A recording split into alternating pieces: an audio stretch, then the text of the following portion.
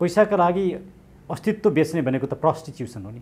अब एक्लै आन्दोलन गरेर भन्दा पनि एमसीसी विरोधी सबै नागरिक समाज राजनीतिक दलहरू एकै ठाउँमा आएर आन्दोलन गर्नुपर्छ। देशव्यापी रूपमा एमसीसीको विरोध गरिदिनुहोस् र भाद्र 23 गते माइतीघर मण्डलमा 1 बजे उपस्थित भएर एमसीसीको विरुद्धमा ऐक्यबद्धता जनाइदिन म सम्पूर्ण उपत्यकावासी नेपाली नागरिकहरूलाई अनुरोध पनि गर्छु। सबै नागरिकले स्वतस्फूर्त रूपमा आफ्नो ठाउँमा एमसीसीको विरुद्धमा बोल्नुहोस्। अरू केही सक्नु भएन भने पनि आफ्नै घरमा नो एमसीसी भनेर लेखेर आफ्नो छातीमा टाँसेर फोटो खिचेर आफ्नो फेसबुकमा राखिदिनु। एमसीसीकै कारणले अमेरिकासँग सम्बन्ध बिग्रिन्छ भने त अमेरिका ठुलो स्वार्थ रहेछ नि। अमेरिकनहरू कुनै पनि देशमा प्रवेश गर्न अगाडि उनीहरू सम्झौता गर्छन्, कागजी दस्तावेजको रूपमा आफूलाई माथि पार्छन्, अनि मात्रै उनीहरूले प्रवेश गर्छन्। नेताहरू स्वार्थ प्रेरित भए उनीहरू सत्तामा बस्नका लागि जे पनि गर्ने, आवश्यक परे मुलुकै बेच्न पनि तयार हुने। गृह मन्त्रालयले सूक्ष्म रूपमा हेरिराखेको भन्ने जुन सूचना छ, सरकारले नागरिकलाई सूक्ष्म रूपमा हेर्ने होइन, त्यो सरकारको काम होइन। नागरिकले सरकारलाई सूक्ष्म रूपमा हेर्छन्। सरकारले गलत काम गरिरहेछ कि ठिक काम गरेछ नागरिकले निहाल्ने हो। हामी चाहिँ सरकारलाई सूक्ष्म रूपमा हेरिरहेछौँ। नागरिकलाई धम्क्याउने, तर्साउने किसिमका विज्ञप्ति निकालेर, सूचना निकालेर एमसीसीको विरुद्धमा बोल्न बन्द गराउने, योभन्दा अराजकता निरङ्कुशता अर्को के हुन सक्छ? तर हामी सरकारको सुरक्षा थ्रेडसँग हामी डराउँदैनौँ। रामशरण महतजी जसले यो मुलुकलाई ब्याङ्क्रप्ट बनाउनतिर लाग्नुभयो, 42-42वटा उद्योग धन्दाहरू सब बेच्नुभयो कौडीको भाउमा। आज कहाँ छन् ती उद्योग धन्दा? त्यसको जिम्मेवारी उहाँले लिनुपर्छ कि पर्दैन? मुलुकै बेचेर पैसा आउँछ, सबैलाई बाँड्दै भयो नि। मुलुकको सार्वभौम सत्ता प्यारो नलाग्ने मान्छे कसरी नेपाली हुन सक्छ? सरकारले एमसीसी अहिलेसम्म पढेकै रहेन रहेछ, सरकारले एमसीसी बुझेकै रहेन रहेछ, सरकारलाई एमसीसी बारेमा थाहै रहेन रहेछ। एमसीसी चाहिँ सन्धि नै होइन, यसलाई संसदबाट पारित गराउनु हुँदैन। बरु माधव नेपाल र प्रचण्डभन्दा त शेरबहादुर देउवा मलाई ठिक लाग्यो, किनभने उसले प्रश्न त भने नि म एमसीसी पास गराउँछु। संविधानको सर्वोच्चतालाई नै चुनौती दिने, अदालतको अधिकारलाई नै चुनौती दिने दस्तावेज पनि त्यसलाई अदालतले मान्यता दिएर त्यसमा रिट निवेदन दर्ता गर्दैन भने अदालतको विषयमा पनि त प्रश्न उठ्ला नि। ओलीजीले नै संसदमा पेश गर्नुभएको, शेरबहादुर देउवाजी प्रतिपक्षमा हुँदै म पास गराउँछु भनेर लाग्नुभएको, प्रचण्डजी पास गराउनै लाग्नु भएको छ। अनि उहाँहरूले सदनबाट पास गराउनु भयो भने त्यसको परिणाम चाहिँ इलेक्सनमा उहाँहरूले भोग्नुपर्छ। नमस्कार दर्शक, स्वागत गर्न चाहन्छु एभरेस्ट नेपालमा। आज पछिल्लो दिनमा एमसीसीको विषयलाई लिएर बडो चर्चामा छ र धेरै राजनीतिक दलहरूले यसको विरोध गरिरहेका छन्। आज हामी एमसीसीसँग सम्बन्धित विविध पक्ष केलाउन गइरहेका छौँ।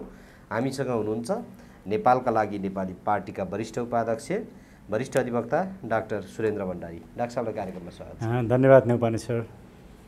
डाक्टर साहब, यो एमसीसीको विरोधमा यहाँहरूले पनि पत्रकार सम्मेलनै गरेर यो चाहिँ हुँदैन भन्नुभयो। सरकारले विभिन्न 11वटा बुँदा जे विषयमा विवाद आएको थियो त्यो विषयमा चाहिँ एमसीसीलाई पत्र लेखेर उसले आफ्नो धारणा सार्वजनिक गर्न भनेको छ, उसले जानकारी मागेको छ।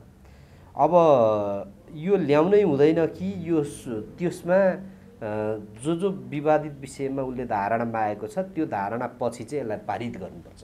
डाक्टर साहब, यहाँबाट सुरु गरेँ। धन्यवाद नेपाली सर। अहिले सरकारले सोधेका जुन 10वटा प्रश्न छन् त्यो प्रश्न चाहिँ एकदमै हाँसउठ्दो प्रश्न छ। एउटा विद्यार्थीले कक्षामा नबुझेर आफ्नो शिक्षकलाई सोधेका जस्ता प्रश्न छन्।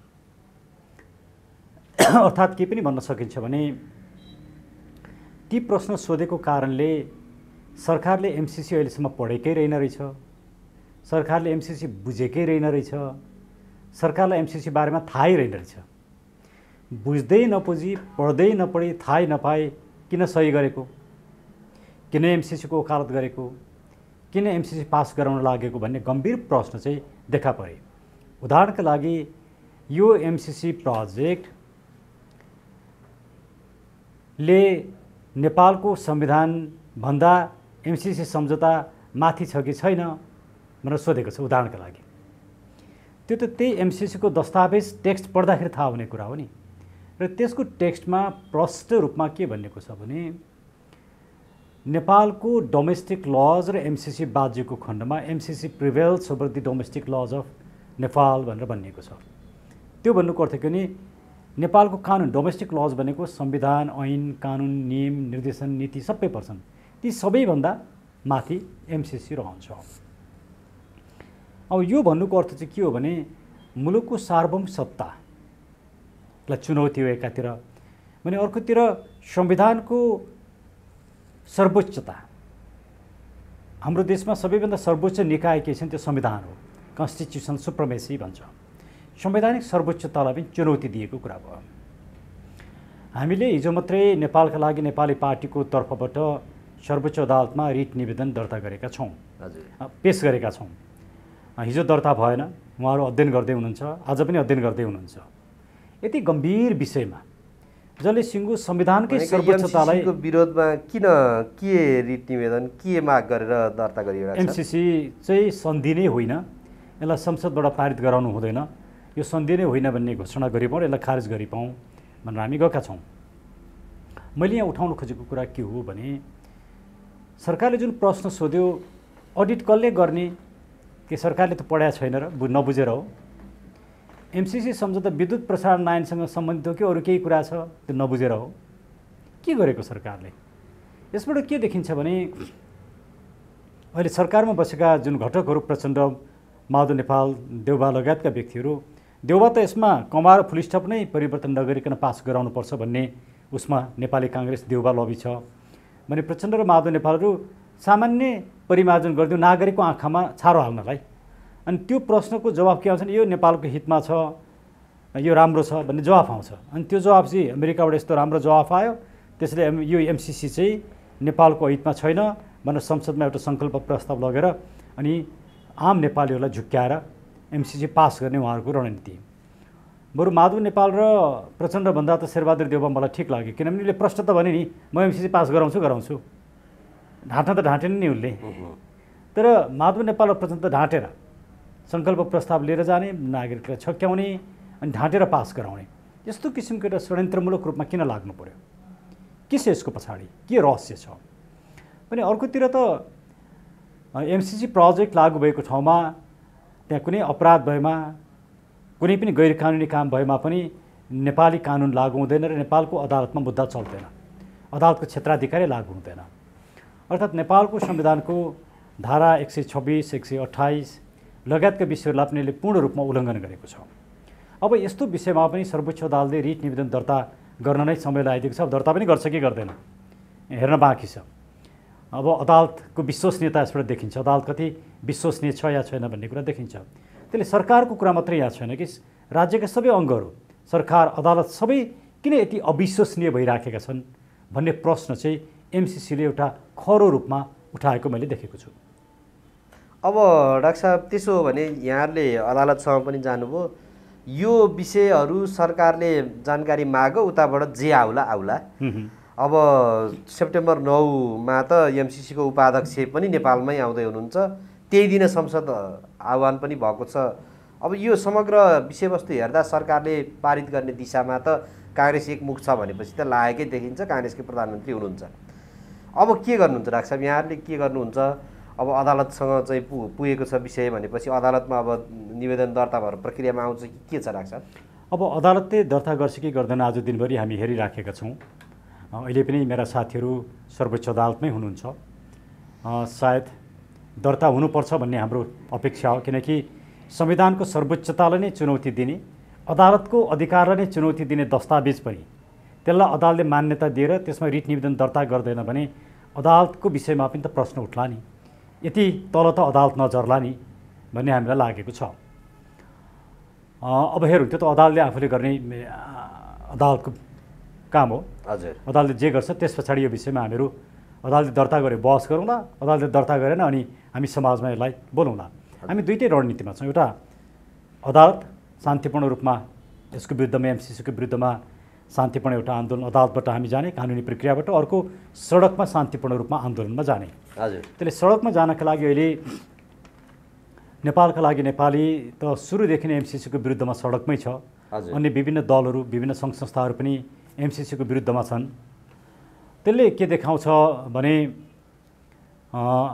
अब एक्लै आन्दोलन गरेर भन्दा पनि एमसिसी विरोधी सबै नागरिक समाज, राजनीतिक दलहरू एकै ठाउँमा आएर आन्दोलन गर्नुपर्छ भन्ने हामीले महसुस गऱ्यौँ।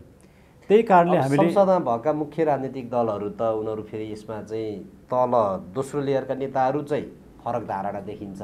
हो, मुख्य र शीर्ष नेता प्रमुख नेताहरू त फेरि यसमा चाहिँ फरक रूपमा उनीहरू प्रस्तुत भएको देखिँदैन। कुनै न कुनै रूपमा बरु संशोधन होस् अथवा के गरेर हुन्छ यो पारित होस् भन्ने पक्षमै उनीहरू देखिन्छन्। हो, उहाँहरू पारित गराउने पक्षमा हुनुहुन्छ। केही नेताहरू जस्तो भन्नुहोस् न, एमालेमा भीम रावलजी, माओवादीमा लीलामणि पोखरेलजी, अनिल देव गुरुङजी, हजुर, उहाँहरू विरोधमा हुनुहुन्छ। तर ती बाहेकका अरू नेताहरू त कसैले पनि बोलेका छैनन्।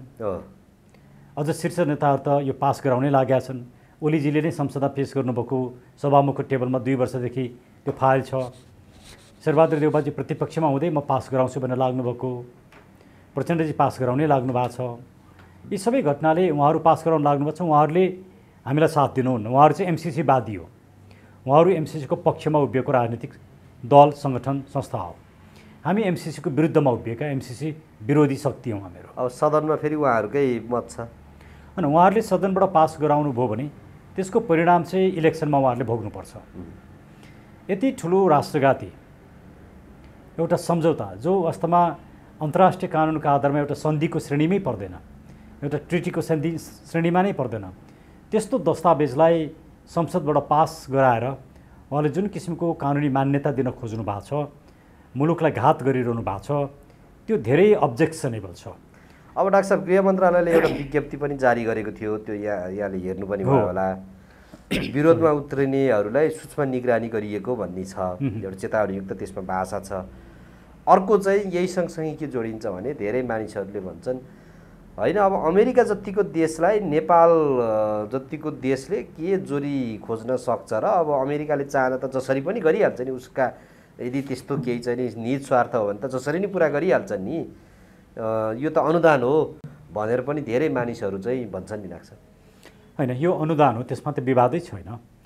तपाईँले अनुदान दिएको कुरा विभिन्न शर्तहरू राखेर हाम्रो यहाँको कानुनी प्रणाली, संविधान, सार्वभौम सत्ता, यी सबैलाई निस्तेज पारेर अनुदान लिन मिल्छ? यदि सबै कुरा निस्तेज पार्ने त यी सत्तामा भएकाले त देशै बेच्दाखेरि पनि त ठिक हुने रहेछ नि त। यदि त्यो तर्क गर्ने हो भने त मुलुकै बेचेर पैसा आउँछ, सबैलाई बाँड्दै भयो नि, त्यस्तो पनि तर्क गर्न सक्छन् नि। यस्ता कुतर्कले हुँदैन। मुलुकको सार्वभौम सत्ता प्यारो नलाग्ने मान्छे कसरी नेपाली हुन सक्छ? उसले नेपाली पहिचान, नेपाली अस्तित्व कसरी बचाउन सक्छ? तर अहिले सत्तामा बसेकाहरू, यसमा धेरै ठुलो तर्कको कुरै छैन, सिम्पल कुराहरू छ। हाम्रो मुलुकको संविधान र कानुनभन्दा एमसिसी महत्त्वपूर्ण हुने र माथि हुने भनेपछि यो कुरा स्वीकार गर्ने कि नगर्ने, यति हो प्रश्न। यो कुरा स्वीकार गर्ने हो भने हामीले आफ्नो सार्वभौम सत्ता गुमाउँछौँ, हाम्रो अस्तित्व हामीले गुमाउँछौँ। पैसाका लागि अस्तित्व बेच्ने भनेको त प्रस्टिट्युसन हो नि, इट्स अ पोलिटिकल प्रस्टिट्युसन। त्यसो हो भने यो जो यो पक्षधरमा लागे यिनीहरू प्रस्टिट्युटकै रूपमा प्रस्तुत भए त डाक्टर साहब? होइन, यो पोलिटिकल प्रस्टिट्युसन भयो। मुलुक बेच्ने भन्ने कुरा त पोलिटिकल प्रस्टिट्युसन हो नि। अब जहाँसम्म गृह मन्त्रालयले सूक्ष्म रूपमा हेरिराखेको भन्ने जुन सूचना छ, सरकारले नागरिकलाई सूक्ष्म रूपमा हेर्ने होइन, त्यो सरकारको काम होइन। नागरिकले सरकारलाई सूक्ष्म रूपमा हेर्छन्। सरकारले गलत काम गरिरहेछ कि ठिक काम गरेछ नागरिकले निहाल्ने हो। हामी चाहिँ सरकारलाई सूक्ष्म रूपमा हेरिरहेछौँ। भोलि सरकारमा बस्नेहरूले गलत काम गरे भने त्यो नागरिकहरूले दण्डित गर्छन्। नागरिकलाई धम्क्याउने, तर्साउने किसिमका विज्ञप्ति निकालेर, सूचना निकालेर एमसिसीको विरुद्धमा बोल्न बन्द गराउने, योभन्दा अराजकता, निरङ्कुशता अर्को के हुनसक्छ? एमसिसी त निरङ्कुश रहेछ नि। एमसिसीको विरोध गर्नेहरूलाई गिरफ्तार गरियो। एमसिसी त मानव अधिकार विरोधी रहेछ नि। यसले के कुरा प्रश्न पार्छ भने एमसिसी किन पनि घातक छ भने सिम्पल हेर्नुहोस्, यो प्रोजेक्टको जम्मा पैसा कति हो भने अमेरिकाले दिने $500 मिलियन अर्थात् नेपाली रुपियाँ अहिलेको बजार भावमा 60 अरब जति होला। नेपालले पनि 130 मिलियन दिन्छ, झन्डै 26% नेपालले दिन्छ। अब अहिले विशेषज्ञले के भनेका छन् भने नेपालले ट्रान्समिसन लाइन बनाउने कुरा चाहिँ 1 रुपियाँमा बन्छ भने अमेरिकन प्रोजेक्टमा चाहिँ 5 रुपियाँ लाग्छ, त 5 गुणा महँगो छ। त्यसको अर्थ के हो भने नेपालको 130 मिलियनलाई तपाईँले 5 ले मल्टिप्लाई गर्नुहोस् 650 हुन्छ। हजुर, त्यो एमसिसीको पैसाभन्दा बेसी हुँदो रहेछ नि। मान्छे नेपालको यही पैसाले चाहिँ सिङ्गो ट्रान्समिसन लाइन बन्दो रहेछ अहिलेको मार्केट भाउमा विशेषज्ञका अनुसार। मान्छे साँच्चै ट्रान्समिसन लाइनै बनाउनु पर्ने हो भने पनि अमेरिकाको पैसा हामीलाई नचाहिने रहेछ, नेपाल आफैले त्यो पैसा निकाल्न सक्दो रहेछ। एक दोस्रो कुरा, जुन काम गर्नको लागि जति पैसा लाग्ने हो त्योभन्दा 5 गुणा बेसी पैसा लाग्छ भनेर पैसा लगाउनु भनेको त दुरुपयोग हो नि, त्यो भ्रष्टाचार हो। मान्छे एमसिसी केमा आधारित छ? भ्रष्टाचारमा, साधन स्रोतको दुरुपयोगमा आधारित छ भन्ने कुरो यसबाट पनि देखिन्छ। त्यसले मानव अधिकार विरोधी छ, साधन स्रोतको दुरुपयोग गरेको छ भन्ने यहाँबाट देखिन्छ। अब अर्को प्रश्न आउँछ, हामीले 130 मिलियन लगाइसके पछाडि त्यो भोलि जुन विद्युत प्रसारण लाइन बन्छ त्यो विद्युत प्रसारण लाइनबाट विद्युत प्रसारण चाहिँ कसले गर्ने? नेपाल विद्युत प्राधिकरणले गर्न पाउँदैन। एउटा प्राइभेट कम्पनी खडा गरिन्छ, प्राइभेट कम्पनीलाई लाइसेन्स दिन्छ र प्राइभेट कम्पनीले गर्छ। मान्छे त्यसको नाफा कसलाई जान्छ? प्राइभेट कम्पनीलाई जान्छ। राज्यलाई त केही पनि आउँदैन नि। मान्छे एउटा प्राइभेट कम्पनीलाई पोस्नका लागि राज्यले हामी करदाताको पैसाबाट 130 मिलियन लगाउनु पर्ने के जरुरी भयो? त्यति मात्रै होइन, अहिलेको हाम्रो आवश्यकता, हामी ग्यास आयात गर्छौँ, पेट्रोल आयात गर्छौँ, डिजल आयात गर्छौँ, त्यसमा हाम्रो कत्रो धेरै पैसाहरू गएको छ। आज प्रत्येक नेपालीको घर घरमा विद्युत पुर्याउने, दाउराको सट्टामा बिजुलीबाट खाना बनाउने, ग्यासको सट्टामा बिजुलीबाट खाना बनाउने, त्यो प्रोजेक्ट पो बनाउनु पर्थ्यो त सरकारले, र त्यसको लागि पो ट्रान्समिसन लाइन बनाउनु पर्थ्यो त। त्यो भएको भए चाहिँ नेपाली नागरिकहरू इम्पावर हुन्थे, हामी आत्मनिर्भर पनि हुन्थ्यौँ। अनि हामीले बिजुली निकाल्ने, गरिबका घरमा गाउँ गाउँमा बिजुली पुर्याउनुको सट्टा अनि भारतलाई बेच्ने, ठक्कै गोरखपुरसम्म पुर्याउने। यसले फाइदा कसको भएको छ? एकातिर नेपालमा हुने प्राइभेट कम्पनी, अर्कोतिर भारतीय सरकार। त्यो बिजुली त एउटा शक्ति हो, त्यसले मानिसको जीवनमा रूपान्तरण लिएर आउँछ, त्यो जरुरी छ। त्यो नेपाली समाज, नेपाली नागरिक र नेपालको लागि प्रयोग नगर्ने, बेच्नको लागि तयार गर्ने हो। हामीलाई चाहिएर एक्सेस भएको कुरा बेच्नुपर्छ, तर अहिले हामीलाई चाहिएर एक्सेस भएको अवस्था छैन। अहिले पनि हामी भारतबाट बिजुली ल्याएर बालिराखेका छौँ। अब डाक्टर साहब, यसमा तर्क गर्नेहरूले, अब रामशरण महत लगायत जो छन्, त्यसमा सोडी मगले लगायत त्यसमा तर्क गर्नेहरू के भन्छन् भने यो भारतले खेरि त्यो विद्युत लिन्न भनिदियो भनेदेखि त बेच्न मिल्दैन, भारतको अपनत्व गोरखपुरसम्म लगेर खोजेको, यता संसदले अनुमोदन गरिदिएन, अब यो जुन कानुनभन्दा माथिको पार्टमा चाहिँ भने त्यो गरेन भनेदेखि त त्यो चाहिँ त्यसले अपनत्वको लागि यो चाहिँ सबै नेपालीहरू चाहिँ को साझा होस् भन्नको लागि यो गराइएको भन्छन्। अब अर्को पार्टमा चाहिँ जस्तो यो 50वटा देशमा पनि यो चाहिँ नि लागू भएको छ, ऊर्जा र सडक बाहेक यसमा चाहिँ यो कार्यक्रम गर्नु हुँदैन भनिसके पछाडि अब यो समग्र विषयहरू हेर्दा फेरि अब नेपालले आफैले फर्म भरिवरि मागेको देख्दा यो बडो यो नेताहरूले चाहिँ अब के गरे अथवा किन यो चाहिँ यसरी विवादमा चाहिँ आयो त डाक्टर साहब? विवादमा किन आयो भने पहिला एमसिसी सम्झौताको प्रस्तावनालाई हेर्नुहोस् कि नेपाली नागरिक समाजसँग पनि छलफल गरेर यो सम्झौता तयार गरिएको भनेर भनिएको छ प्रस्तावनामा। यो सम्झौता तयार गर्दा कहिले पनि नागरिक समाजसँग छलफलै गरिएको छैन। एमसिसीका 13वटा दस्तावेज छन् भने त भीम रावलजीले बोलिरहनु भएको छ। ती सबै दस्तावेजहरू सार्वजनिक गरिएको पनि छैन। यो ट्रान्सपरेन्ट यो त्यहाँभित्रको के खास मुद्दाहरू आएको छैन भन्नुहुन्छ अझ उहाँले? हो, अनि त्यहाँभित्र यसलाई इम्प्लिमेन्ट गर्ने कुराहरू, दायित्वका कुराहरू, सुरक्षाका कुरा, धेरै कुराहरू आएका छैनन्। त्यसैले गम्भीर कुराहरू लुकाइराखिएको अवस्था छ। यसरी लुकाउनु पर्ने, ट्रान्सपेरेन्ट नबनाउनु पर्ने कुनै कारण छैन। यसबाट के देखिन्छ भने एमसिसी प्रोजेक्ट चाहिँ ट्रान्सपेरेन्ट छैन भन्ने कुरा यहाँबाट पनि देखिन्छ। अब अर्कोतिर म तपाईँलाई एउटा सानो उदाहरण दिन्छु। हजुर, हाम्रा नेताहरूले फर्म भरे, नेगोसिएसन गरे, $500 मिलियन मागे, तर यो सम्झौता त पढ्यो होला नि त।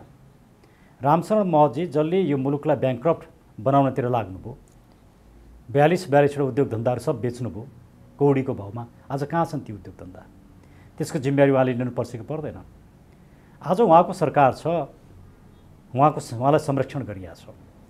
भोलि एउटा राष्ट्रवादी सरकार मुलुकमा आयो भने उहाँलाई जिम्मेवार बनाइन्छ नि।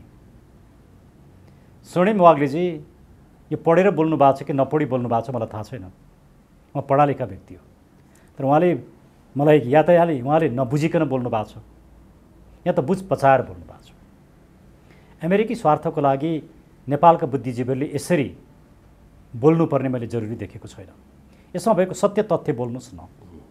तपाईँले प्रस्तावना लेखेको कुरा सही हो भन्न सक्नुहुन्छ स्वर्णिम वाग्लेजी या रामचरण महतजी या यस्ता थुप्रै जीहरू जो अहिले एमसिसीको पक्षमा वकालत गरिरहनु भएको छ। किन झुट कुरा लेख्नुभयो? नेपालको संविधानभन्दा एमसिसीलाई माथि राख्ने गरी तपाईँले यस्तो किन गर्नुभयो? तपाईँले बुझेर गर्नुभएको? स्वर्णिमजी पनि मलाई लाग्छ यो नेगोसिएसनको टिममा हुनुहुन्थ्यो। तपाईँले बुझेर गर्नुभयो कि नबुझी गर्नुभयो? तपाईँले बुझेर गर्नुभएको नि तपाईँ राष्ट्रघाती हो, राष्ट्रद्रोही हो। नबुझी गर्नुभएको नि मैले बुझिनँ भनेर भन्नु पर्यो। अदालतको जुरिस्डिक्सन नै नलाग्ने गरी त्यहाँ मान्छे मारे पनि अदालतले हेर्न नपाउने, सुरक्षा नलाग्ने, जुनसुकै अपराध गरे पनि केही नहुने, यस्तो लेख्ने पाउने, यस्तो सम्झौता गर्न पाउने अधिकार तपाईँलाई कसले दियो? ज्ञानेन्द्र बहादुर कार्कीले कुन अधिकार अन्तर्गत यो गर्नुभयो? म तपाईँलाई इन्टरनेसनल लको अलिकति कुरा बताउँछु। Vienna convention on international law, Vienna convention on the law of treaties भनेर भनिन्छ 1969। त्यसले के भन्छ भने सन्धिमा हस्ताक्षर गर्ने अधिकार केवल 4 जना व्यक्तिलाई मात्रै हुन्छ। एउटा राष्ट्रपतिलाई, राष्ट्र प्रमुखलाई, त्यो राजा हुन् या राष्ट्रपति हुन्, अर्को हेड अफ द गभर्मेन्ट प्रधानमन्त्री, अर्को परराष्ट्र मन्त्री र अर्को सम्बन्धित देशको डिप्लोमेट राजदूत। त्यो बाहेक अरू कसैले पनि सन्धिमा हस्ताक्षर गर्दाखेरि पूर्णाधिकार लिनुपर्दछ। त्यो काम गर्न पाउने अधिकार छ भनेर क्याबिनेटले डिसिजन गरेर दिनुपर्दछ। त्यो देशको सरकारले, एक्जिक्युटिभ बोर्डले डिसिजन गरेर दिनुपर्दछ। ज्ञानेन्द्र बहादुर कार्कीजीलाई डिसिजन गरेर दिएको कुरो कहीँबाट पनि देखिँदैन। त्यो पहिला त उहाँले यो हस्ताक्षर गरेका अन्तर्राष्ट्रिय कानुनको विपरीत छ पहिलो। दोस्रो कुरा, अन्तर्राष्ट्रिय सम्झौता भनेको चाहिँ या त राज्यको बिचमा हुन्छ या त राज्य र अन्तर्राष्ट्रिय सङ्गठनको बिचमा हुन्छ। एमसिसी भनेको नेपालको विद्युत प्राधिकरण जस्तै एउटा अमेरिकी सरकारको संस्थान हो, एउटा कर्पोरेसन हो। एउटा कर्पोरेसनले एउटा राज्यसँग सम्झौता गर्न सक्दैन, उसको त्यो हैसियत हुँदैन, अन्तर्राष्ट्रिय कानुनले त्यो मान्यता दिँदैन। तपाईँ ती विद्वानहरूलाई सोध्नुहोस्, तपाईँले अन्तर्राष्ट्रिय कानुन बुझ्नु भएको छ कि छैन? जुन कुरा अन्तर्राष्ट्रिय कानुनले सम्झौताको रूपमा, सन्धिको रूपमा, ट्रिटीको रूपमा मान्यतै दिँदैन, त्यसलाई तपाईँ संसदमा लगेर पास गराउने।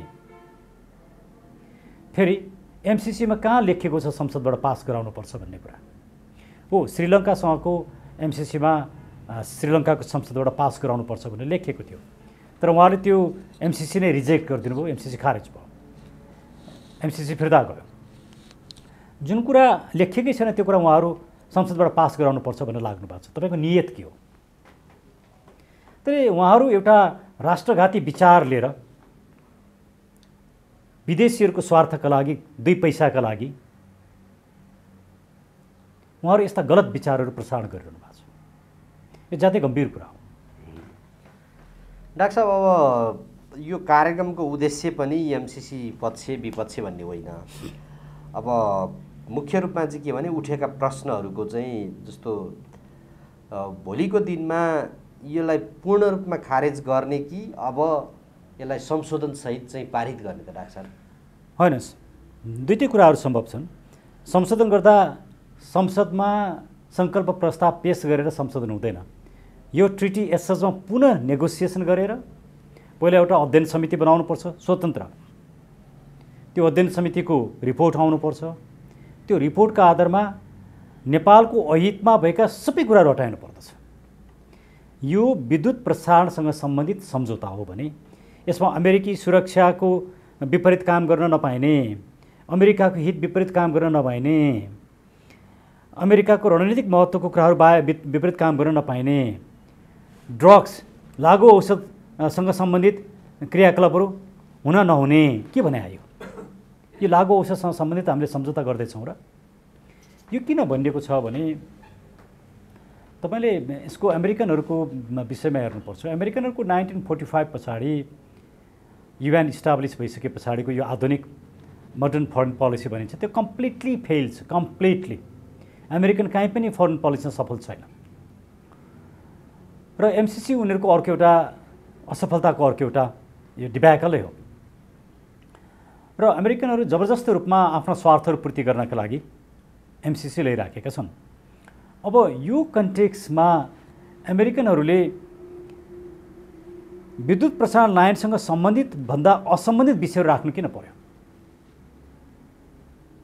यदि विद्युत प्रसारण लाइनसँग मात्रै सम्बन्धित छ भने त्यो मात्रै विषय राख्यो हुन्छ।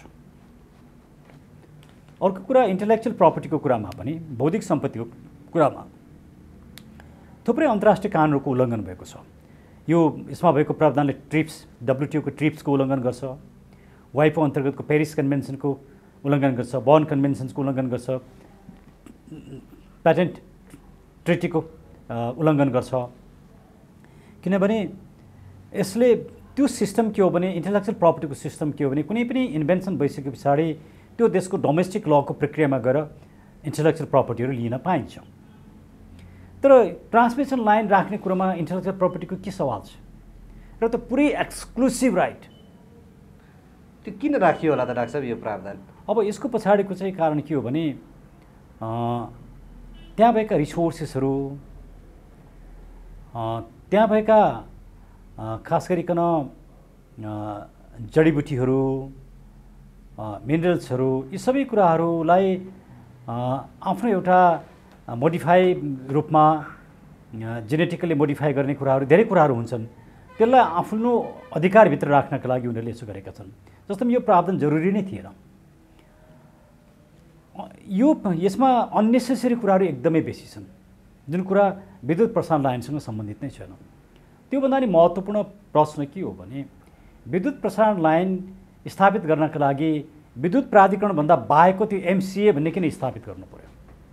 कि विद्युत प्राधिकरणले अहिलेसम्म विद्युत प्रसारण लाइन स्थापित गरेका छैन र? यो विषयको विशेषज्ञ को हो भने विद्युत प्राधिकरण नै हो। अनि विद्युत प्राधिकरणलाई किन अलग ल्याइयो? यस्ता धेरै प्रश्नहरू यसभित्र लुकेका छन्।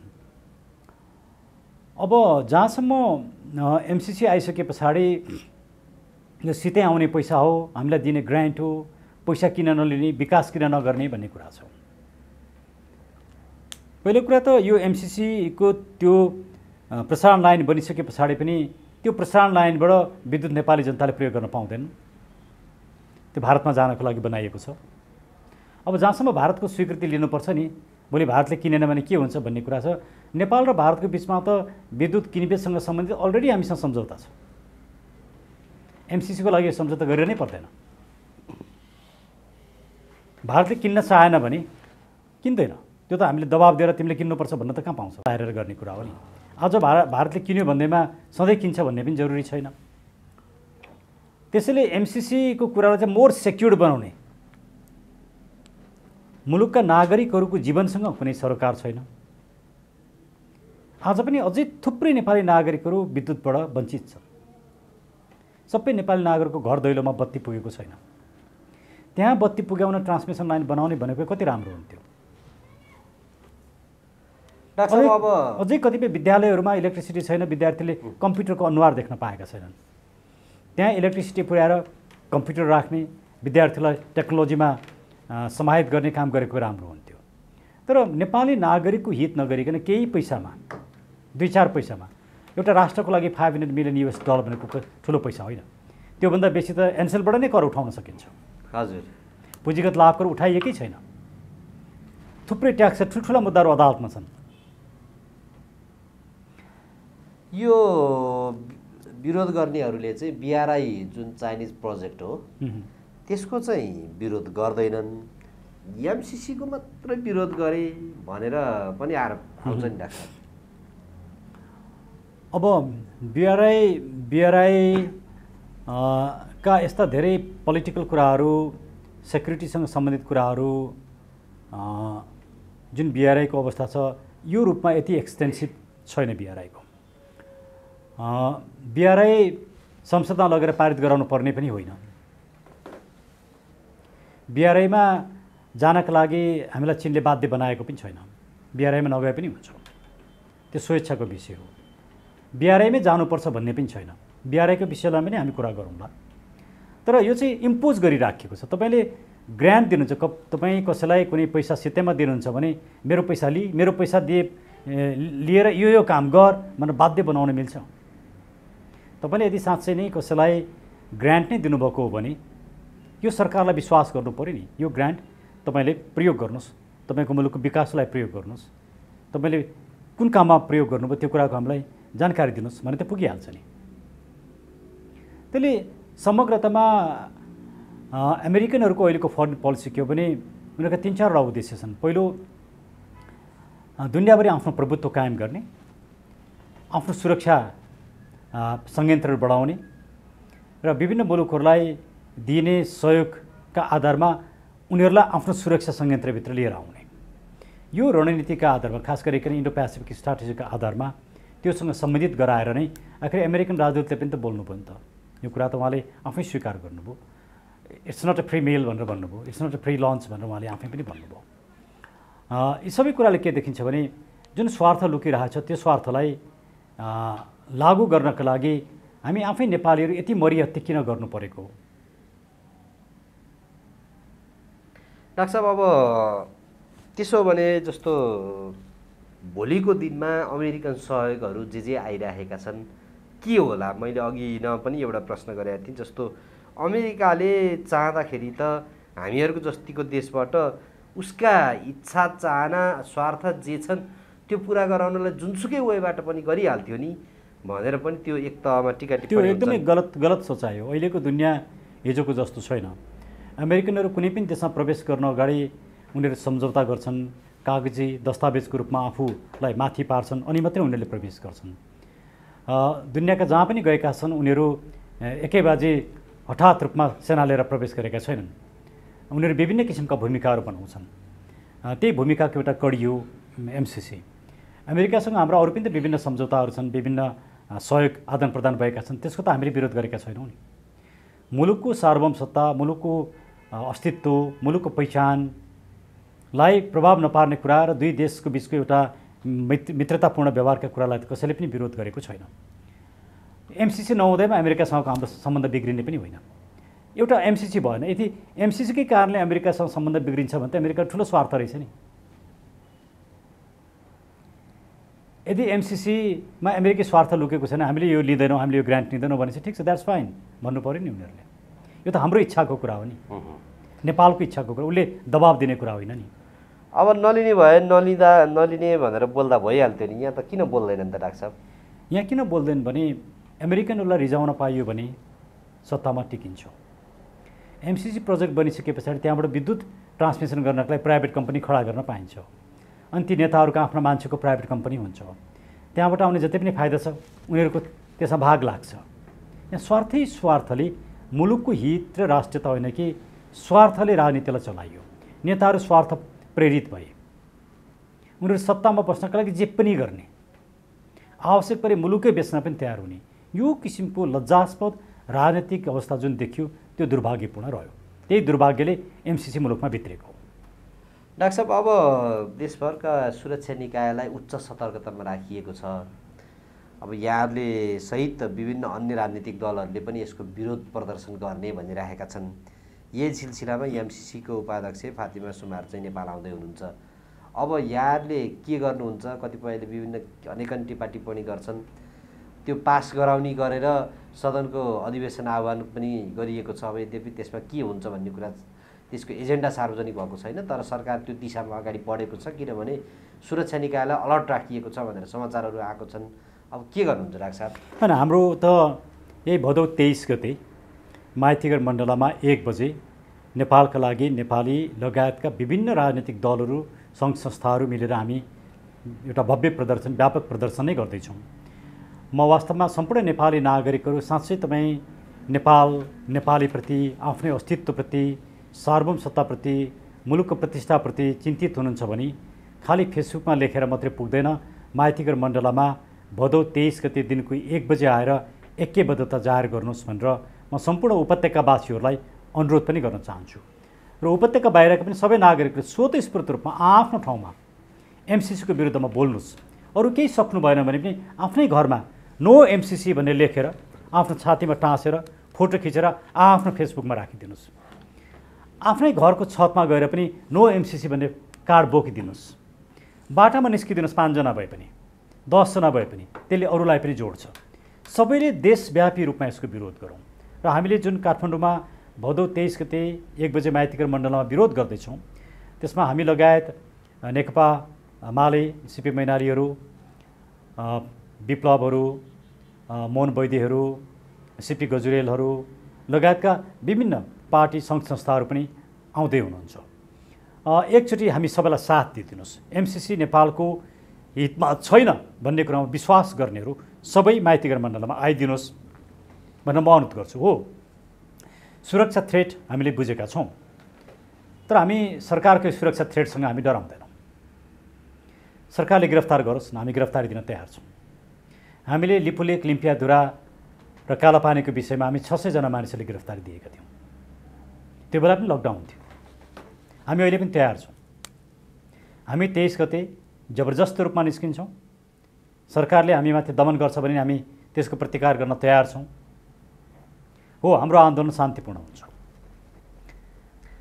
अब डाक्टर साहब त्यसो भने यो खारेज नभएसम्म यहाँहरूले छोड्नुहुन्न लाग्नुहुन्छ?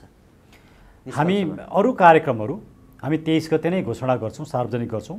तर अहिले म के निवेदन गर्छु, सबैलाई के अनुरोध गर्छु भने सबैले आफ्नो ठाउँबाट कम्तीमा फेसबुकमा लेखिदिनुहोस् नो एमसिसी भनेर। आफ्नै घरको छतमा नो एमसिसी भन्ने पर्चा लिएर ब्यानर लिएर उभिदिनुहोस्। 5 जना मिलेर सडकमा आएर प्ले कार्ड बोकिदिनुहोस् नो एमसिसी भने। जहाँ पनि गर्न सकिन्छ। तपाईँले 15 मिनट टाइम दिए पुग्छ। एउटा जनमत सिर्जना गरौँ। मुलुकभरि नेपाली नागरिकहरू एमसिसीको विरुद्धमा छन् भन्ने कुराको आवाज उठाउँ। यति त गर्न सकिन्छ नि, प्रत्येक नेपाली यति त गर्न सक्छ नि। त्यसैको लागि म तपाईँको कार्यक्रम मार्फत पनि सबै नेपाली नागरिकहरूलाई र यो भिडियो जसले सुन्नुभएको छ त्यसलाई सेयर गरिदिनुहोस्, जसले गर्दा अरूले पनि सुन्नुहुन्छ। त्यो भयो भनेदेखि एमसिसीको विरुद्धमा अरू पनि उत्रिनुहुन्छ र कुनै न कुनै माध्यमले सबैले एमसिसीको विरुद्धमा यो एमसिसीलाई प्रतिकार गर्नका लागि, उभिनका लागि म अनुरोध गर्दछु। सरकारको चुनौतीलाई सामना गर्न हामी तयार छौँ। हामी माइतीघर मण्डलमा जान्छौँ। सरकारको सूचना आइसके पछाडि पनि हामीले कोटेश्वरमा हामीले कोणसभा गऱ्यौँ। अझै पनि रत्नपार्कमा कोणसभा हुनुहुन्छ। अझ मजदुर किसान पार्टीका बिजुक्से दाईहरूको पनि आज मैले त्यहाँ कार्यक्रम छ भन्ने सुनेको छु। यसरी सबैजना आइदिनु पर्यो, जसले गर्दाखेरि नेपाली समाज उठ्यो है भन्ने एउटा सन्देश जानु पर्यो। त्यो उठेको सन्देशले उहाँहरूलाई एमसिसी पास गर्न गाह्रो हुन्छ। यदि कुनै पनि हालतमा उहाँहरूले पास गर्नुभयो भने आउँदो इलेक्सन चाहिँ एमसिसीवादी र एमसिसी विरोधीको इलेक्सन हुन्छ र त्यो इलेक्सनमा एमसिसीवादीहरूलाई भोट नदिन र निर्मम र निर्लज्जतापूर्वक हराउनु पर्दछ र त्यसको लागि म अहिलेदेखि नेपाली नागरिकहरूलाई अनुरोध पनि गर्दछु। डाक्टर साहब, अब हामी सरकारको विषयमा कुराकानी गरौँ। सरकार गठनको 2 महिना पुग्यो। यो सरकारको कार्यशैली, यसको गतिविधिलाई यहाँले कसरी हेर्नुहुन्छ? सरकारले 2 महिनासम्म पनि सरकार बनाउन नसक्नु आफैमा एउटा लज्जाबोध गर्ने विषय हो। उहाँहरूको आन्तरिक रूपमा पदको भागभन्डा मिलेको छैन भन्ने कुरा बुझिन्छ। प्रचण्डजीलाई आफ्नै बुहारीलाई मन्त्री बनाउनु होला, कसलाई बनाउनु होला, सबैकै स्वार्थ समूहहरू। प्रचण्डजीले भन्नुभयो नि मेरा 49 जना सांसदहरूमध्ये सबै मन्त्री बन्न चाहन्छन्। त्यसभित्र उहाँको बुहारी पनि पर्नुभयो। यी सबै घटनाले के देखाउँछन् भने उहाँहरू मुलुकको लागि काम गरिरहनु भएको छैन। आफू सत्तामा जान र सत्ताको दुरुपयोग गर्न, दोहन गर्नका लागि उहाँहरू दत्तचित हुनुहुन्छ र 2 महिनासम्म पनि मन्त्रीमण्डल बनाउन नसक्ने सरकार पनि के सरकार हो र? अब डाक्टर साहब, म अन्तिम प्रश्न चाहिँ यो विभिन्न संवैधानिक निकायहरूको विवाद चाहिँ अझै पनि छ। नेपालको न्याय प्रणालीमा प्रधान न्यायाधीश नै अब विधामा बस्नुपर्ने न्यायको चाहिँ यो विषयमा म नेपाली सरसँग अर्कोचोटि म छलफल गर्छु। यसै विषयमा मात्रै न्यायपालिकाकै विषयमा मात्रै हामी छुट्टै छलफल गरौँ। हुन्छ डाक्टर साहब, अहिले हामीले छोटकरीमा यसमा कुरा गर्दा सबै कुरा समेट्न सकिँदैन। हुन्छ नि त डाक्टर साहब, आजको लागि हाम्रो विषय यही टुङ्गाउँ। म यहाँलाई खालि म अन्तिममा के अनुरोध गर्छु भने यहाँलाई पनि धन्यवाद दिन्छु र पुनः यहाँको कार्यक्रम मार्फत देशव्यापी रूपमा एमसिसीको विरोध गरिदिनुहोस् र भाद्र 23 गते माइतीघर मण्डलामा 1 बजे उपस्थित भएर एमसिसीको विरुद्धमा ऐक्यबद्धता जनाइदिन म सम्पूर्ण उपत्यकावासी नेपाली नागरिकहरूलाई अनुरोध पनि गर्छु। धन्यवाद। हस्, धन्यवाद।